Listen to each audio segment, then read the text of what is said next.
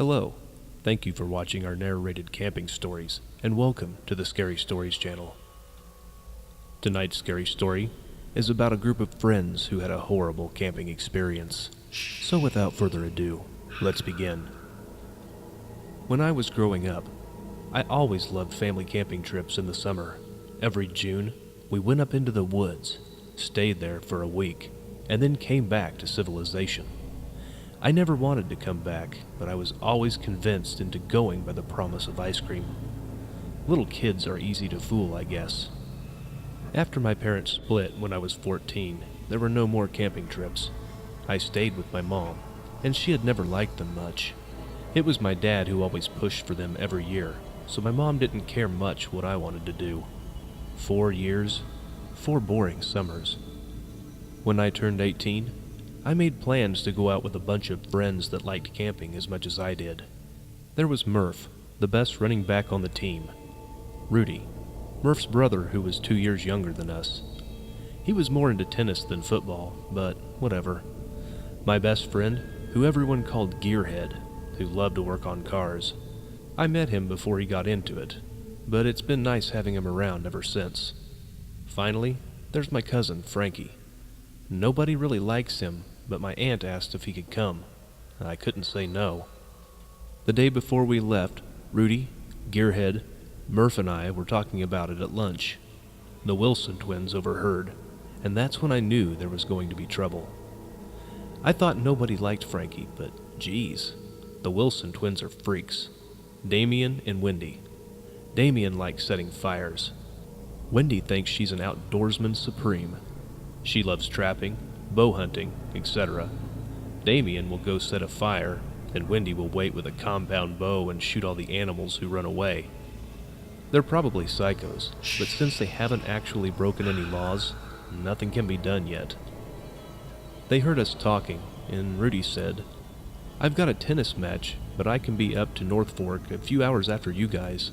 Past the 48-mile marker, right?" Wendy almost dropped her lunch. She looked at us through her stringy brown hair and said, "Camping? Rafting? Hunting?" Gearhead looked back at her and said, "Nah, it's just a day trip. Nothing to worry about." Wendy looked skeptical but sat down at her corner table with Damien. They started talking and nobody thought anything of it. The day we left, we loaded our gear into Gearhead's huge SUV. We brought tents, stoves, sleeping bags, tons of food. You know, everything you need for a great trip. We cranked up the Metallica and drove off. Everything was great. When we got to the spot, we pulled off the side of the road. To get the car through, we had to cut some branches and bushes to clear a path. Rudy and I got out and grabbed the machetes he brought along. We stepped off the road and into the woods. I should have noticed something was wrong when there was no noise. There's always animals near North Fork. Birds, deer, bugs. There was nothing. I figured there was some type of hunters around and had scared everything off. We started cutting branches, but we heard a weird scraping noise and decided to go back to the car. We saw Murph, Gearhead, and Frankie standing outside the car, which was covered in scratches and sitting lower than it was when we left. "Guys, what's going on?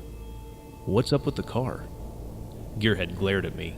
"What does it look like, genius? Someone screwed up my car. They popped the tires and tore up the sides. I had just fixed this stuff. When I get my hands on this punk, I swear." Rudy set the machete on the car's hood. He walked back to the road and picked up a big metal chain. "Guys, take a look. I don't know what this thing is, but it might have something to do with our little situation." I went over to him and saw the chain was interwoven with razors, nails, and barbed wire. How did we miss this when we first got here? Gearhead looked down. I had to back up to let Frankie out to take a leak. Frankie just shrugged. Idiot. "Well, it looks like we're not going anywhere. Guess we're going to have to call somebody." That's when Murph said he smelled smoke. Murph said he smelled smoke. I asked around, but nobody else could. Eventually, though, it got strong enough that we could all smell it, and it was impossible to avoid. Rudy went back around the front of the car to get his machete, but Frankie said he didn't know where it was. Rudy said he set it there, but when he got back, it was gone. Gearhead tried to lighten the mood with some jokes, but nobody really cared who was barbecuing trees. Frankie was just sitting on the tailgate, which we had down to get some food and water out. After we ate, we decided it might be a good idea to start a fire. Murph and Rudy gathered some rocks to make a fire ring, but as we unloaded the car, we found that Frankie never brought the firewood like he said he would. "I'm really sorry, guys. I just forgot. Next time I promise I'll make sure to bring it." Rudy wasn't having it, though. "There isn't going to be a next time. Next time you aren't coming. I can't believe we let you come in the first place." "Hey man, lay off him. He's my cousin, and he said he's never been camping. I wanted to make it a special first experience for him." Rudy kicked a rock into the middle of the road. "Yeah, it's definitely memorable," he laughed bitterly. "It's not every day that some crazy hillbilly puts a homemade spike strip in the road to screw with people." Frankie just crawled back into the truck and sat cross-legged. I felt bad for him, but Rudy had a point. If he had brought the wood, Rudy wouldn't be going off on him the way he is. That doesn't really make it okay, but the point is there nevertheless. Murph stood up, brushing dirt off his pants. "Fine, who's going to get firewood? Since we don't have any, someone needs to go chop some branches off." Rudy looked back into the truck. "I think Frankie should go. Frankie and Noah. He cares about his stupid cousin so much, let him go babysit him." That was enough. I walked over to Rudy and shoved him. He tripped over the fire circle and fell into the grass. "Listen up, creep. I know you don't like Frankie, but that doesn't mean you get to treat him like crap. I know most of you don't like him. Hell, Gearhead is the only one who can even stand to listen and talk to him. But that does not mean you get to walk all over him. You want us to get some firewood? Fine. But that doesn't give you the right to talk crap and make him feel 2 feet tall." I turned to the truck and grabbed the other machete. I waved at Frankie.